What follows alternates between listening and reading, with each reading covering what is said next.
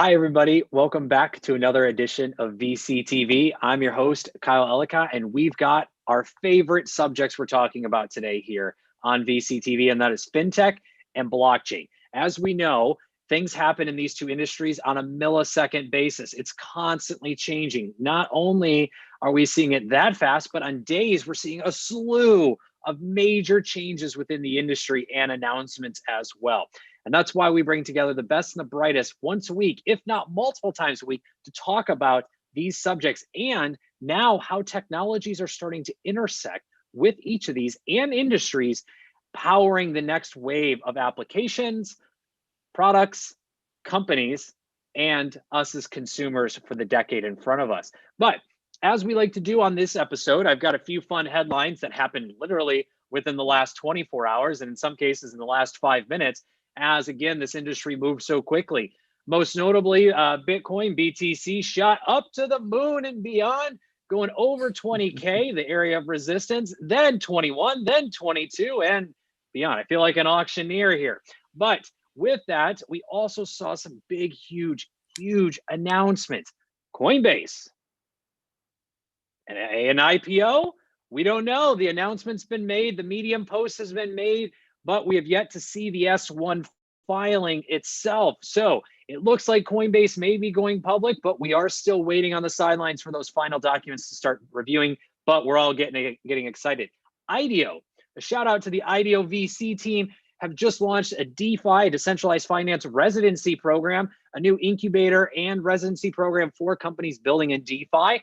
Paxos dropped a huge funding announcement with over $142 million raised in a Series C. Maple Finance also had a little bit of funding. We saw CB Insights and Block Data drop their 50 top blockchain companies. And for a huge curveball, American Express decided to get into the game and made a big investment in a company called Falcon X following Visa's drop of a white paper on how CBDCs, central bank digital currencies, will be used for businesses and daily transactions as well. And then last but not least, Compound says, hey, we're still out here, don't forget about us, and launched Compound Chain, their new DTL focused on building new applications around decentralized finance and the future of finance as well. And then last but not least, because he's an outstanding guest on our show, they do a great job as a fund as well. The Blockcelerate team announced a new fund, Fund 2, just earlier this week as well. So congratulations to the Blockcelerate team, all of those involved, including Sam, who we'll introduce here in just a moment. But with that, there's so much more, but I'm going to pause because we're going to talk about it all here today on VCTV. And a big thank you for you tuning in. If you're liking what you hear, click that subscribe button and tune in all day, every day to all episodes of VCTV. We're talking about different technologies, industries, and regions around the world as we bring the best, the brightest to provide their on-the-ground perspective of what's happening in these areas so you know where to invest and where to build for success as well. And if you'd like to be on a show, either as a speaker or as an entrepreneur, joining us on the virtual stage to pitch us your company, product, or service, do reach out to the LATOKEN team and or myself, and we'd love to find the right spot for you. Speaking of that team, a big thank you to the LATOKEN team and to Maria for making VCTV possible every single day. And with that, I'm your host, Kyle. Let's go ahead and dive in. Anuj, kicking it off with you. My friend from far away, it's a pleasure to see you. A little intro, a little background. Thank you, mate. Merry Christmas. 'Tis the season. So, introducing myself, I'm the founder of Yellow Sapphire Technologies. Along with it, I'm also an entrepreneur. I've started 3 startups in the last decade. I formerly worked at Fidelity. I formerly worked with American Express. Along with Yellow Sapphire, I'm an international partner at World Business Angel Forum, which is a G20 initiative to promote global financial inclusivity and entrepreneurship across the world. I work with iAngels in Israel and a family fund based out of Buffalo, New York, and happy to be back here, mate. Good to see you again. Absolutely, and great to see you as well, sir, and excited to talk a little bit more about this opportunity with Amex and what they're doing, but we're going to come back to that in just a moment. Sam, welcome back to the show again. Congratulations on the fund as well. I know it's it's a fun for you guys, a fun one, but nonetheless, it's very exciting to see another fund getting into the space in a bigger and more aggressive way. So congratulations to you, Kate. Also, Ifran, Mark, and all of your advisors as well that we've had here on BCTV. You guys are doing outstanding work, and I will stop talking and let you do a little intro and background on yourself. Sure. Thanks for having us, Kyle. Appreciate it. Sam Yilmaz, co-founder and GP of Blockcelerate VC, Seattle-based venture fund investing in early-stage opportunities, bringing blockchain as a consensus over the wire technology to large enterprise use cases. So happy to talk more about the different kinds of fintech applications for enterprise and how blockchain is powering them. Absolutely. And I almost forgot too, we had another big announcement that'll be a big conversation to talk about today, especially with Anuj and his background around gaming and excitement, as well as Microsoft and Ernst & Young, or EY, will be leveraging Ethereum's blockchain for gaming royalties around the Xbox community, which is going to be kind of exciting. So with all of that being said, and welcome to you both, I mean, what's happening? We still got almost 2 weeks left in this year. In 2020, we're not over. There's more to be had. Would love to hear from each of you your perspective of what's going on. What is going on in this industry as we get ready to close out the year? Sam, we got you on the spotlight, so we'll go ahead and start with you. Sounds good. We're still looking to make deals happen. Doesn't mean last means least of the weeks left here in 2020. Let's finish out the year strong.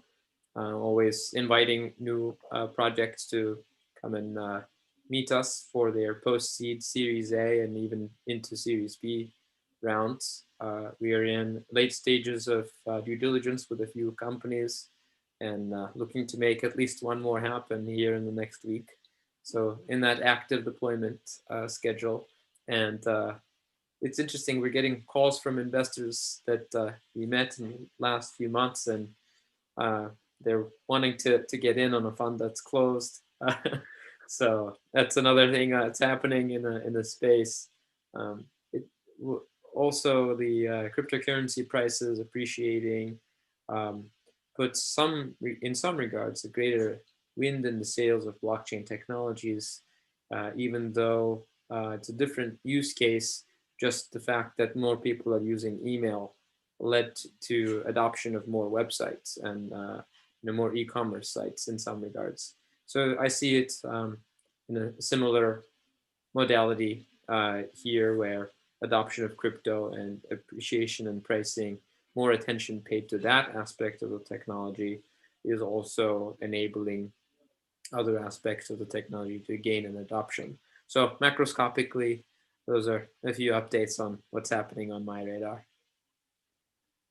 Thank you. And Anuj, to you, what are you seeing happening? I mean, again, I just rattled off a bunch of headlines. Some of those we're going to dive into, but in general, I mean, what are you seeing happening right now? It seems like on a daily basis, we get huge momentum shifts in the entire industry, and that changes everything for the game in 24 hours. What are you seeing from your side? When these headlines come up, my first thought always is Kyle is going to talk about them in the next show. That's it. I have to talk to him about this, and I'm so glad we do this topic so often. Because it's literally a topic that's changing so rapidly, that's evolving so rapidly, and it's actually a proud moment when you see the last 3 or 4 months, you actually sense to develop that pride now, because as someone who has been in the blockchain sector for almost 7 or 8 years now, I remember when Bitcoin used to be just a few cents. Seeing from that to 20,000, 22,000, that's that proud moment. And this is now this is the moment where you're now seeing that adoption that we've finally been waiting for. I have said this line so many times with you this year. 2020 is a landmark year. It may be a horrible, horrible year, but it is a landmark year. This is the year when you're going to see things change, where you're going to see things evolve into a next level. Coinbase, can't wait for this one. it's finally something that should have been done like 3 or 4 years ago. An IPO like that should have happened a long time ago. It's long overdue. uh, American Express finally adopting cryptocurrencies. It's something akin to PayPal accepting it. So the one line which I always say, that one of the major hurdles in wider adoption for blockchain and crypto assets is not just in regulatory terms, but also in technological terms. The big tech, uh, the big banks, they are still not ready to accept it. And now they are finally seeing it. I was just reading an article about Goldman Sachs with their with their report coming in that says, oh, although we do love the rise in Bitcoin, we are pretty sure that the status of gold is as a safest currency is not in any danger. It's still safe. And this is something which I'm happy about, because during the early years of blockchain, or during the early days of Bitcoin, it started off as a product which is made by someone who's paranoid. Oh, the government's coming to steal my money. Why should the government control money? It needs to be decentralized. From that, going on to being a product that's actually complementing the modern economy, going from we're going to replace gold, we're going to replace US dollars, we're going to replace euro, we're going to replace pound, to being something that's there as an alternative investment, that's there as somewhat of a more riskier investment right now, that's complementing the existing system and then elevating it to the next level. Gone are the days when people would invest in Ripple saying, hey, Ripple would replace Swift. No, it's now more or less, all right, Ripple's not going to replace Swift. It's probably going to improve it. We're going to see more real-time transactions that are going to happen. The banks that have not yet updated their systems to make a real-time payment, they are finally adopting it and realizing, all right, if we don't do it, a neobank will come in that would probably trade cryptocurrencies that would make it real time. So we might as well start upgrading our system. So that change that I've been saying about for the last 6-7 months, that crypto will force banks to upgrade, crypto will make them adopt new technologies, is finally here. American Express finally getting in that game. It's something that I'm proud of because I was working with them. I know how interested they are in any new technology that comes up. I was part of the team that worked on Tap and Pay when American Express was partnering up with Jawbone. So seeing that early tech, it was always surprising for me that American Express has not yet jumped on that bandwagon. But now there is that proof that blockchain is no longer a buzzword. If you're developing a credible technology with it, if you're not in it for a quick buck, hey, I'm probably going to buy a couple of Bitcoins or invest some amount at 15,000 USD and probably in a week it'll go to 22. No, if you're in it to create the right product, to actually solve real world issues, you're now going to see much more interest. You're now going to see much more investments, and you're now going to see much more adoption. Absolutely. And I mean, with that adoption and that leveling up, I mean, where do we go from here? Again, we got less than 2 weeks left here in 2020, and we've got a wild and crazy, hopefully fun 2021 in front of us. A lot of predictions are coming out this week and into next of what we're going to see, and would love to hear from both of you. What do things look like from here? How do we level up as an industry going forward? And Sam, I'm coming to you. Sure. So in terms of crypto, I think the retail adoption trends are strong. Institutional adoption trends are strong. There'll be influx of new capital. And if trading waves or the waves in cyclical patterns of prices have anything to say, things should be generally looking up until, say, 20th to 30th of June next year. But what I'm spending more of my time thinking about and following are applications of blockchain outside of crypto. And while we're talking about Coinbase's IPO, there's another company using blockchain that's already public. And they went from 0 to 50 million in revenue in about 2 years. It's a company called Truteras, and they're enabling trade finance using blockchain. So effectively, invoices created can be purchased by asset managers, and the payments to vendors would be paid by the asset managers, and then the the accounts receivable would be going towards the invoice. So I think this trend of recognizing inter-enterprise exchanges of value on the blockchain will be, I would say, growing in adoption, but also getting more sophisticated in the tooling it's offering. And the CBDCs, and as well as more private issued stable coins by early stage companies will drive that adoption, because the unit of account is an important factor in the inter-enterprise exchanges, right? So I have an invoice and it has a number at the bottom, and we need to have the payment rails to accommodate not only the data about the invoice, but also the currency that holds the denomination currency at the bottom of the invoice. So really interested to see adoption of these exchanges among companies. CBDCs and privately issued stablecoins should really assist with that. And my sort of pet project that I'd like to see happen in this trade finance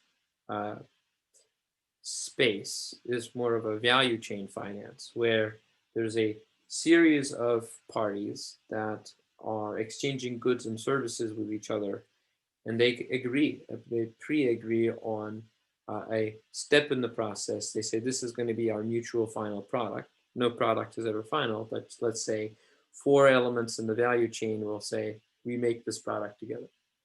And then upon the realization of revenue from the sale of that product or service, the value chain participants could gain pro rata entitlement to the revenues when that good is actually sold.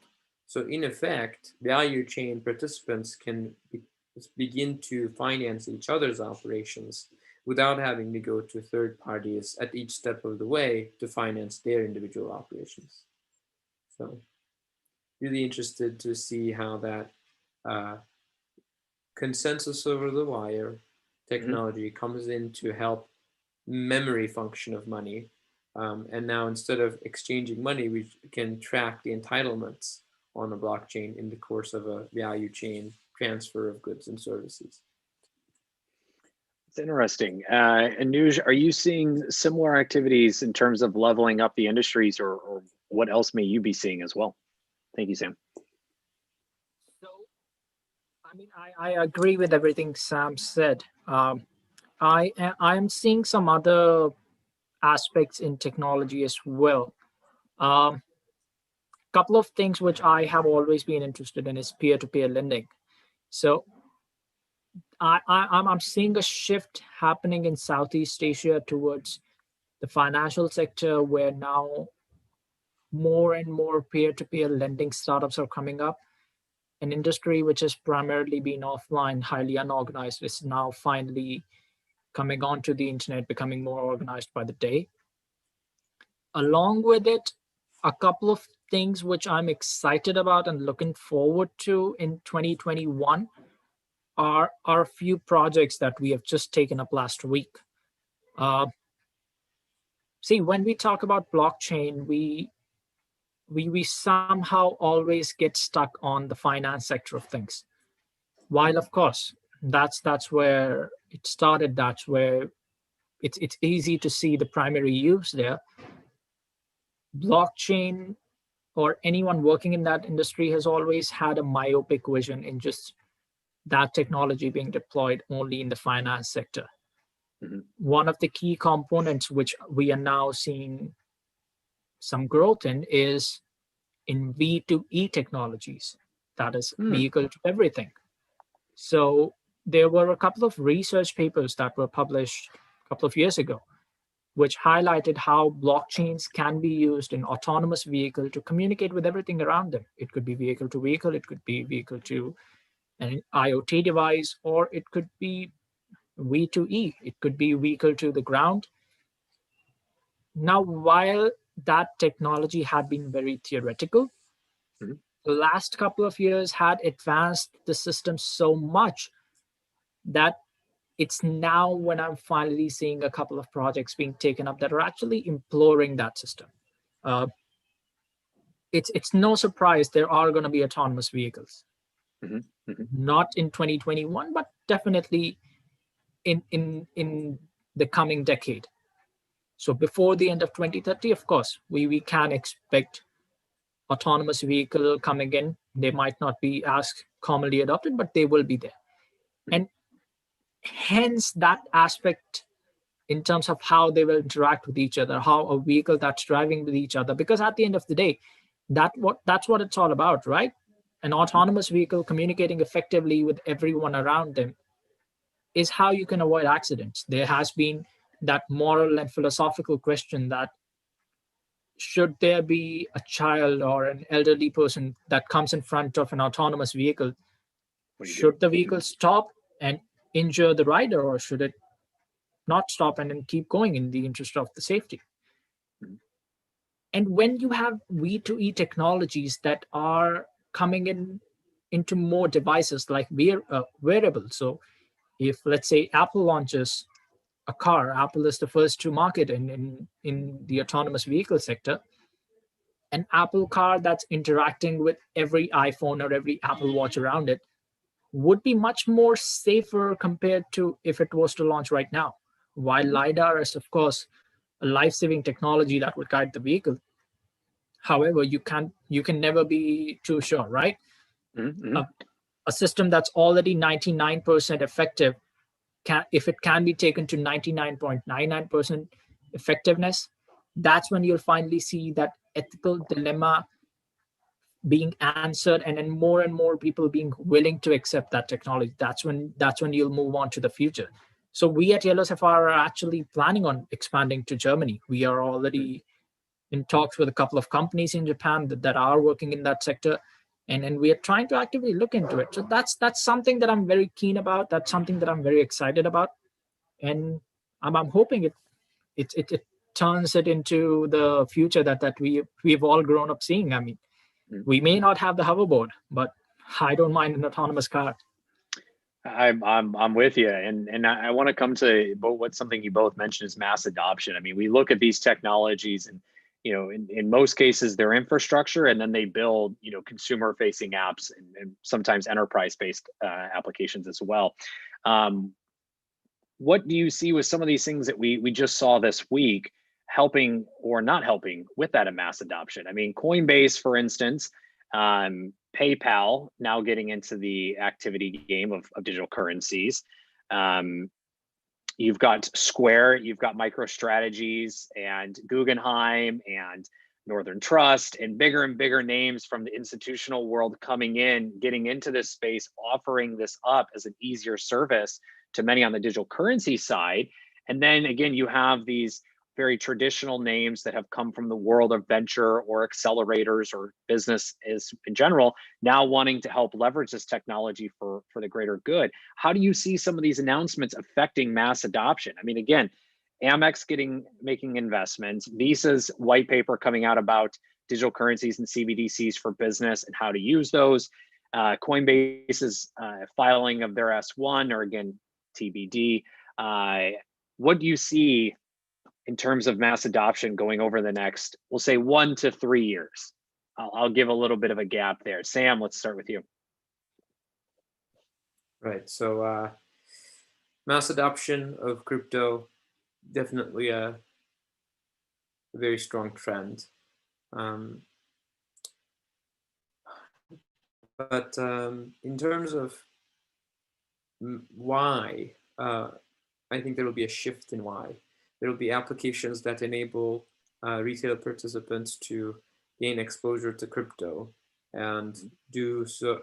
And when they enable this profile of users, that will be for the purposes of capital gains or distributing some of the portfolio to a different asset class, not necessarily because people want to use Ethereum to run their smart contracts and buy their airplane tickets and have their issuances back. And then after this reason to buy period changes, what will that change to? I think then there will be a point where you want to buy and hold Ethereum because it's how you pay for gas fees on a variety of applications. Maybe you purchase your airplane ticket with DAI, and that there's an oracle tied to the smart contract that you paid to get a refund if the flight doesn't take off. And I doubt that retail users will have to pay for the gas fees when that day comes around, and it'll likely be still covered by the enterprise if they do end up using Ethereum. But there'll be a greater amount of utilization beyond participating in DeFi applications. And I think that's going to be yet another way of enhancing the adoption of a token like Ethereum. And speaking of DeFi, we're just over, as of today, on DeFi Pulse, pardon me, we're just over $15.8 billion locked away in DeFi, which I believe is about $1.5 billion from last week's episode. So it's definitely increasing. Yeah, Sorry, I remember continue, looking Sam. at it and it was 15, and I said in one of the prior that it could be double and it could exceed 30. It seems like we're well on our way to do that in the next 6 months, not the year. So certainly very very interesting development. Applications that enable easy access of retail participants to more sophisticated products across different jurisdictions, like synthetics or hedging, are really interesting life forms inside this DeFi ecosystem that will probably gain more biomass and greater adoption. And that's a good point, and it also kind of leads me into that thinking of Microsoft and Ernst & Young and what they're doing around the gaming world with their announcement of leveraging Ethereum's blockchain to build this new bridge and application set, and they'll also be working with, I think, a few other players as well to help game developers. And there's a few different projects out there in the world that are doing similar bits and pieces. We're seeing more entrants around the music industry in this to make sure that royalties and payments are provided to those due. But Anuj, same question to you. I mean, mass adoption, where do you see this going with where we're at right now?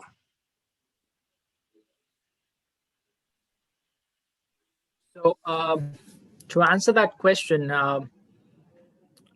in the next 1 to 3 years, that's from 2021 till end of 2023, here's my prediction. I still don't see retail users coming into blockchain or taking the product seriously. As much as we have grown in the last 7 to 8 years, there's still a long journey ahead. So for the next 3 to 5 years, maybe, I continue to see blockchain being the technology of nerds. Anyone who's a big time nerd who lives and breathes this kind of stuff would be the one who would be interested in it. There are bigger players that are adopting the system on a daily basis. However, we have to understand that these are pilot projects. These are being deployed at a very small scale. To test the ground, there's going to be multiple trial and errors, and that's the next 3 years for me. One of the key components which I advocate in terms of blockchain technologies would be that anytime a system is being developed, it has to be efficient enough that a user can enter with the least amount of barrier of entry, with the lowest barrier of entry. So if I was to open up a bank account, or if I was to deploy a system where I can use virtual currency, not Ethereum or Bitcoin, any virtual currency, if I was to use that and I was to jump into the system, I could be able to do that in a matter of minutes, if not seconds. And that adoption would probably take another 5 years. It's not until 2025 that the system would be more widely retail friendly, where more and more early retail adopters will start coming in. Mhm. And it's a very interesting point, and I'm going to come back to you around gaming. But before I do, Sam, I mean, the new fund, you're focused on a few different areas. One of them is enterprise. Where do you see the interesting opportunities to bet on in 2021 around enterprise? Where are you thinking about from a picks and shovels standpoint, or again that infrastructure layer, making bets next year? So those that are listening either can be potential co-investors or also looking to build as well. So where are you seeing your bets in 2021 from an enterprise space that you're looking to make? So in the US, a significant portion of the B2B payments are still made via checks. A small portion is via ACHs and wires. And these components of infrastructure make it hard to reconcile the payments with specific invoices downstream. Invoices and payments get lost, especially in the context of multiple subsidiaries of two counterparties. So one subsidiary of a company may have to pay another subsidiary of another company in a different jurisdiction. Maybe they have multiple invoices, and it becomes hard to track and reconcile who paid for what when. So that opportunity of tagging the necessary metadata to the payments that is not easily afforded by ACH and wire transfers is met with a faulty healing response of using checks in the B2B payment. So I see that prime for disruption, that enterprise-grade blockchain platforms can house applications that would enable B2B payments and enable the data to travel alongside the payments. Even if this is taking different phases where ACH and wires are initially implemented, it's conceivable that there will be a data layer that coincides with some of the reference numbers in wires and ACHs and give the counterparties platform for an enriched data set that would be tied into the specific identifiers that are available in ACH and wire. So even if that's phase one, phase two will begin to accomplish these payments with CBDCs or privately issued stablecoins. And when you have documentation and payments traveling on the blockchain and rendered visible to relevant parties, you'll then be able to accommodate trade finance applications, value finance applications in those rails. So that's a bet, that a focus area that we'd like to make bets on. In addition, data access management seems to be a very interesting play, because enterprises need to know who had access to what, when, and upon retrieval of a document, be in a position to verify that the retrieved document is in fact the one that was stored at some point in history. So data verification, data access management are jointly a really interesting focus area for us. Beyond that, corporate governance is an interesting area where not only notices and notifications to the investors on votes, but also the payments can be run in an immutable, auditable way. Transfer of ownership inside an entity from one investor to the next, allocation of profits and losses, allocation of assets and liabilities among investors or between companies would be another interesting area. So I would say trade finance, data access management, corporate governance, alternative asset issuances are interesting use cases I would like to look at opportunities in. And the corporate governance side and data management are two areas of trends that we're starting to see already, to your point, from some of the research that we've done as well. And the data layer, I think, is really important. And we saw the graph who's focused around graph databasing, and also their mainnet just launched earlier this week as well, which is super exciting to see. But that data layer, I mean, to your point, building decentralized applications and or leveraging blockchain, what are you going to do with the data? How are you going to actually keep it private? If it is private, what are you going to do with it? And how are you going to leverage that as well? And when it comes into the enterprise and it comes into these financial applications, what are we doing with that data is going to be very interesting. And that then leads into corporate governance of how is this, but even bigger picture, how are organizations, how are applications, how are user bases structured and governed in the future as well. So I think you're spot on, which is super exciting to hear as well. So Anuj, to you, same question. I mean, what are you seeing as kind of the early trends for 2021 that you want to start placing your bets on next year as well? So in terms of early trends, I'm actually very excited about gaming, blockchain and gaming. It's something that I always nerd out on. Mobile phones have brought gaming onto a level, and it's bringing adoption to a level which has never been seen in the console and in the PC era. Yes, graphic cards coming in was a huge step. People could build their own systems back in early 2000. But since then, there has been some stagnation. There has been that point where you're not seeing a massive adoption or a massive spike. Mobile gaming in 2018 till date has somewhat brought it to a level where you're seeing a much wider audience.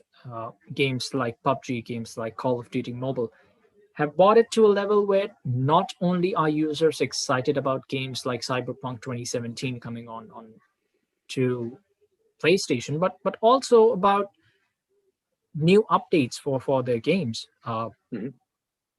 I'm not really a professional gamer, but I do like gaming. And for me, I'm always excited when a new season in Call of Duty is about to come out. It's more or less a cultural event between my friend circle to get together when a new season comes out and then just enjoy it. System optimization in that process, while it's been highly effective over the last couple of years, it has improved tremendously from its early version.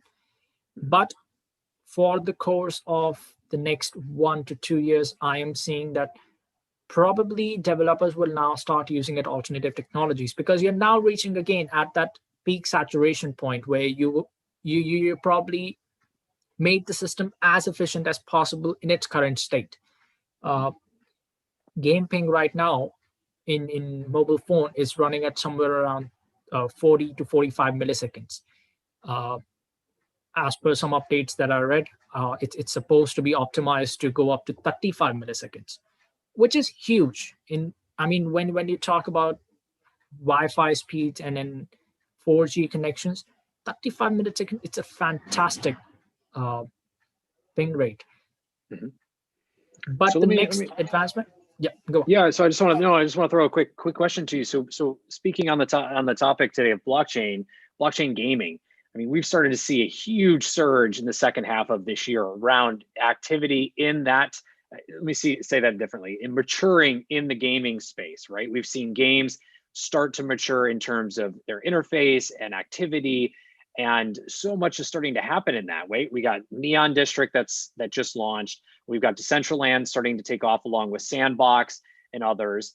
We've got Axie Infinity, which I apologize if I mispronounce that, but we have games of that nature that are starting to come on. We've got NBA Top Shop as well. I mean, this is all starting to happen. Are these just blips on the map, or is gaming leveraging blockchain technologies a for sure trend that we're going to see next year? I think these are blips on the map. Honest review right now, because while they are leveraging some form of blockchain, it's not really an effective system right now. A couple of things that I'm excited about would be when blockchain gets finally adopted on systems which are massively deployed, or Stadia or Luna adopting blockchain. Because let's be honest, those companies are using a system which is deployed in a cloud. You can decentralize it at a massive level. So when they finally adopt it, or when games that are already on millions of devices like PUBG Mobile or Call of Duty Mobile, they finally deploy it to a system that can take that existing ping rate from 35 to 40 milliseconds to probably a 20 millisecond rate, you're going to see a massive surge. You're finally going to see high adrenaline gaming, which is ironic when I'm saying that, because you're literally doing that sitting on a chair. But yeah, that's what's going to happen as of right now as well. If you talk about analytics in terms of gaming, time to kill rates or firing rates analytics matter a lot to professional gamers. There are people that spend hours on it just to calculate all that numbers, just to make sure they can make themselves 10 milliseconds faster. So when you're talking at such a competitive level, every second count, every millisecond counts. So when blockchain is finally adopted on these technologies, and I think it's probably going to happen by the end of 2021, probably in the third or the fourth quarter is when you're going to see that. And that's when you'll finally start seeing more and more adoption. That's when you finally start seeing more and more development in that sector. Right now, everything that we have is a very pilot project. It's not really leveraging the system to its full potential. But I'm hoping and I'm guessing that probably in the next 6 to 7 months, that's when people will start getting serious about it, and then you'll see a more upward trend in it. I love it. I love it. So So it sounds like you're seeing the adoption of blockchain in gaming as a way to sort of verify the credentials of gamers, that they have actually the ability to hit certain rates and, you know, are responsive and so on. So there are two aspects of things that you can see here right now. When you're talking about blockchain in gaming, a couple of major components that I would be interested in is, number one, authentication. Of course, that's always the key factor. But another system or another interface where I'm seeing a great potential is in terms of interconnecting the device or interconnecting the gameplay. In terms of professional tournaments, you want to have the system synced up as closely as possible. So that minute delay or that minute lag, blockchain would be one solution that can actually resolve that. My co-founder is someone who actively explores it all the time. For him, it's sort of our pet project. It's something that we love, and then yeah, that's one of the key arenas where I think blockchain and gaming will initially start, and then will branch off onto other side of things.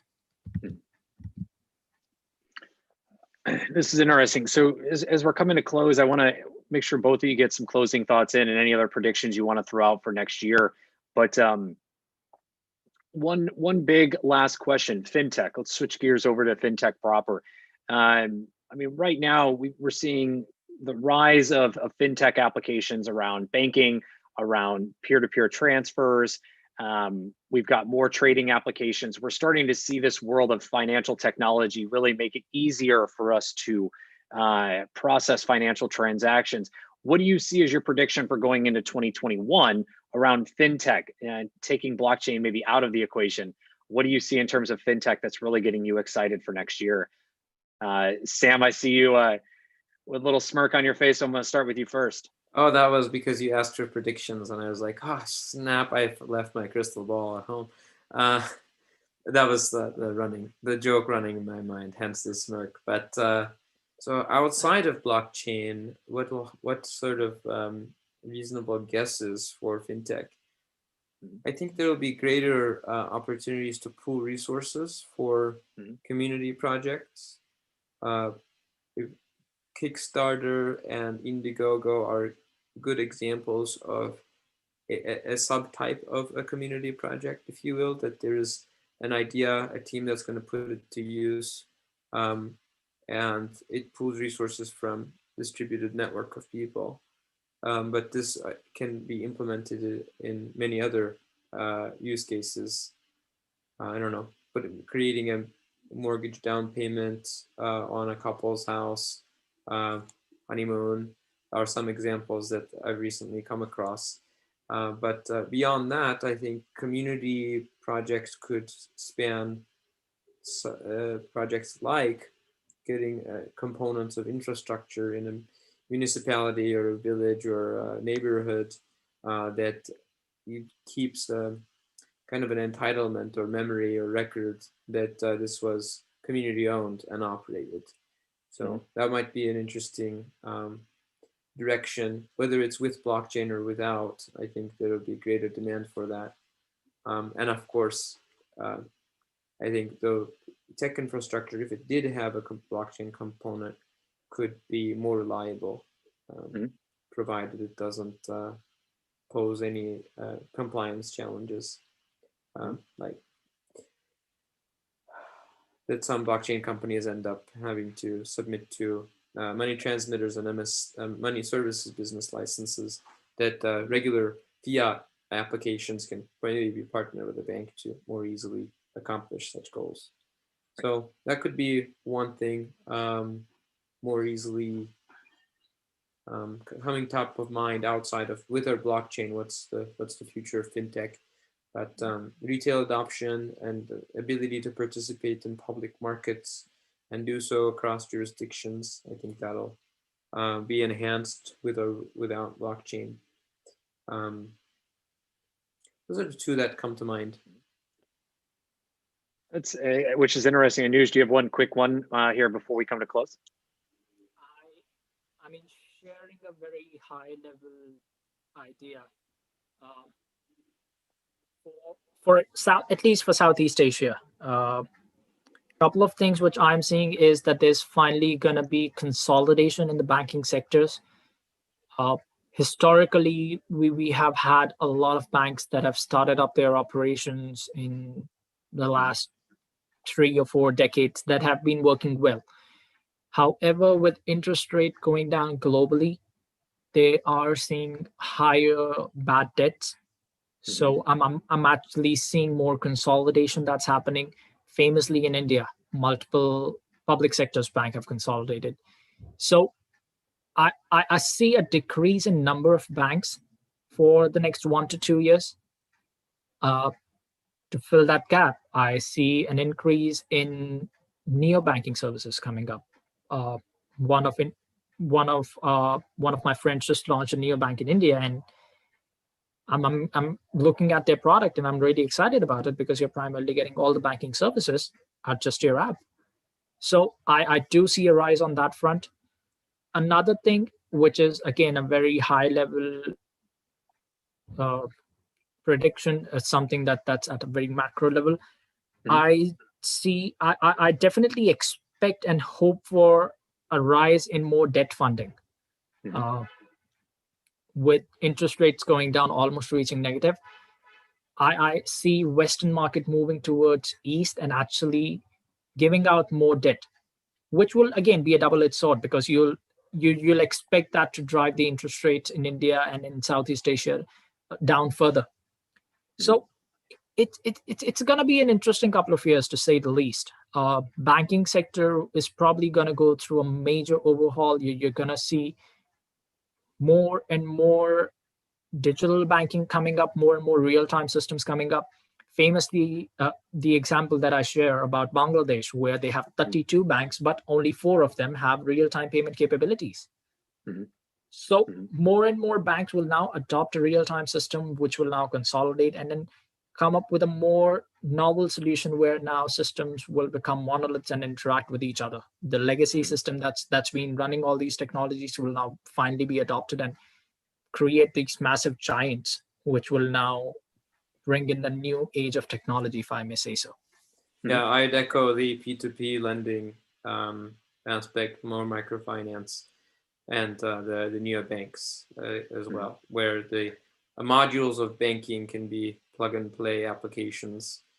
So there's a common parlance of DeFi being the building blocks of Legos. And I think there's components in a institutional banking world that can be unplugged, turned into specific applications, and then a recompilation of them can make these neobanks. Absolutely. Well, gentlemen, thank you so much for your thoughts and insights today. Real quick, where can everyone find you online to continue the conversation? Sam, let's start with you. Sam at, let's see, info@blockcelerate.vc is a great email address for us. And you can find me on LinkedIn /BitAngel and Twitter @Materianaut. My Twitter account is personal. There are many non-crypto and blockchain tweets there as well. You'll find me musing on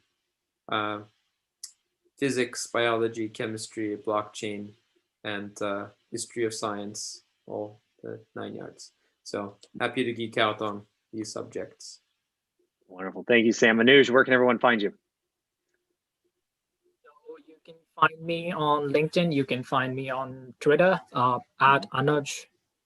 Same goes for LinkedIn as well. Or you can reach out to me via email, anuj@yellowsapphiretech.com. If there's a new company out there that's working on something innovative, do reach out. Would love to hear you. We would love to explore more about the idea and then see where we can change the world. Wonderful. Anuj, Sam, thank you so much again for sharing your thoughts and insights today. And again, congratulations, Sam, on the fun. To your audience, thank you so much for tuning in. If you like what you hear, click subscribe. Do give us a thumbs up as well. If you like today's episode, and if you'd like to be on an episode, joining Anuj, Sam, and other speakers as well to share your thoughts and insights about different technologies, industries, and regions around the world and your on-the-ground perspective, do reach out to the team and or myself, and we'll find the right spot for you. And that goes for you too, entrepreneurs, to join us on the virtual stage. What better way to end the year and start the next than doing just that? And a big thank you to the LATOKEN team and to Maria for making VCTV possible every single day. I'm your host, Kyle Ellicott. You can find me at Kyle Ellicott all day, every day on 24/7, 365 on social media, along with our speakers. Check us out at latoken.com for more episodes of VCTV as we come to you all day, every day, and bringing the best and the brightest to share with you what's happening in the world. So again, big thank you to LATOKEN team and Maria. We'll be back here next